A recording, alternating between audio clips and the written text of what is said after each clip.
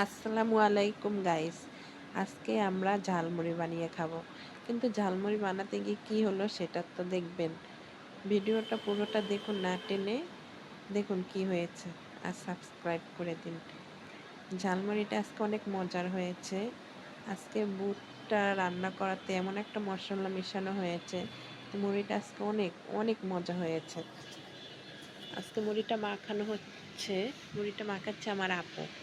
খুব সুন্দরভাবে মশলাগুলো দিয়ে ভালো করে মুড়ি মাখিয়ে নিচ্ছে, সরিষার তেল দিয়ে মুড়িটা মাখাচ্ছে। মুড়িটা আসলে খুব মজা হয়েছে। আর কি হলো ভিডিওটা দেখুন, ভিডিওটা দেখতেই থাকুন। দেখুন কি হয়েছে আজকে ঝালমুড়িটা খেতে গিয়ে। কি বলবো আর সে কথা।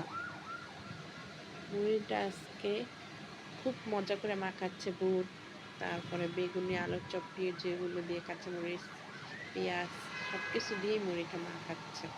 মুড়িটা খেতে গিয়ে এরকমের হবে সেটা তো আমরা বুঝতে পারিনি। দেখতে থাকুন কি হলো।